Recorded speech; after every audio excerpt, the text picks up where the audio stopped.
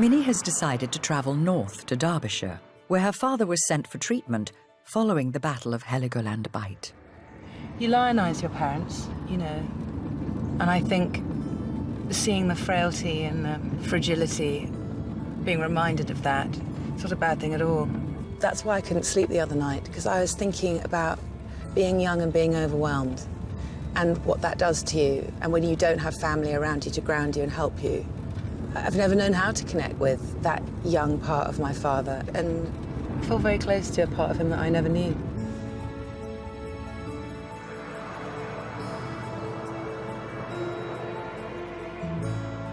Ronnie Driver arrived in the Peak District town of Matlock in early 1940. He was treated at Rockside Hall, a former spa hotel which the RAF had converted into a specialist psychiatric hospital. It is now a block of luxury flats. Hello. Hi. Hey, Edgar. Yes. Hello. Very nice to meet you. Welcome to Rockside Hall. Would you like Professor Edgar Jones is an expert in the study of military psychiatry and has been looking into Ronnie Driver's convalescence at Matlock. What kind of treatment would he have received here? Your father was given a diagnosis of anxiety state. So I think the treatment would have been very much some sedatives to help him sleep at night because he probably had nightmares, a little bit of exercise in the grounds here, and general encouragement with the view that he would get better on his own if he was left alone with time to recuperate. I don't think they really understood the effect of the traumatic experience on men like your father, what it did to their minds.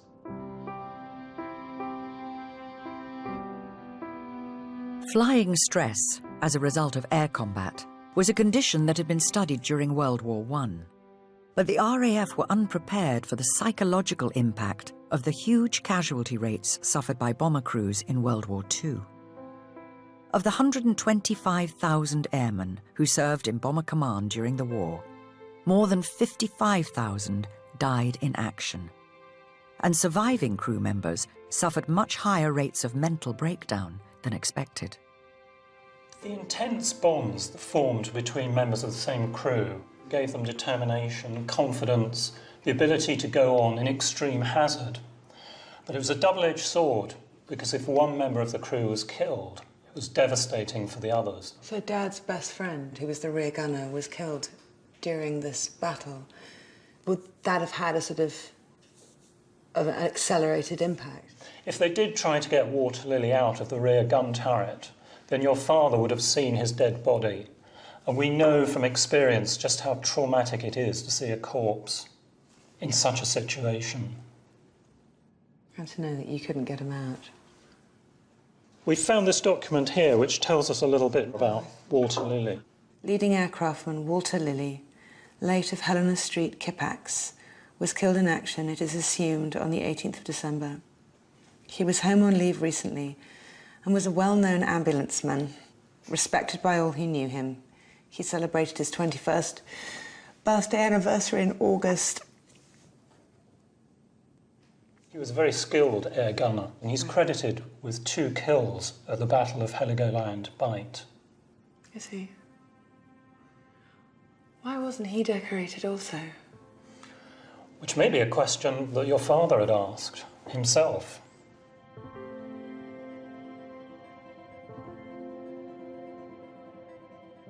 Do you know what happened to my father after he left Matlock? If we come down here to December 1940, which is almost the anniversary of the Battle of Heligoland Bight, you can see that he's in hospital again. He's discharged. He's in hospital again.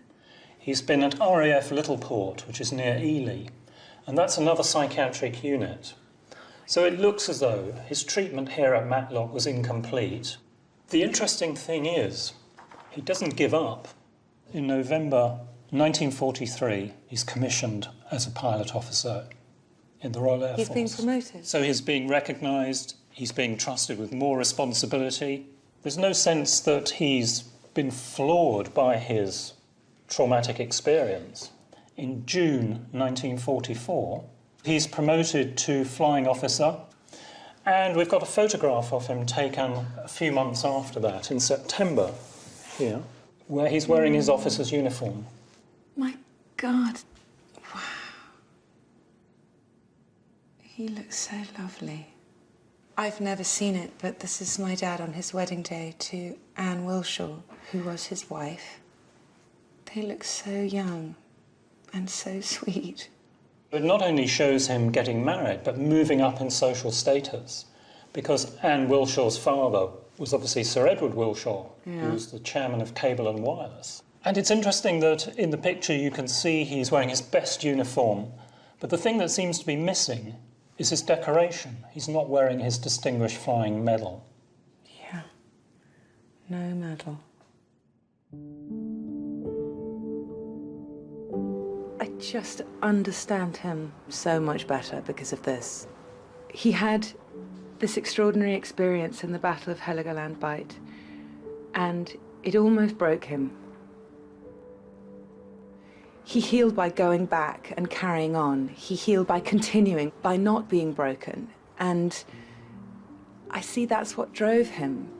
And I really understand him throwing his medal into the river. I understand the significance, the symbolism of chucking it into a body of water, you know, that swallowed up his lovely friend and so many other men.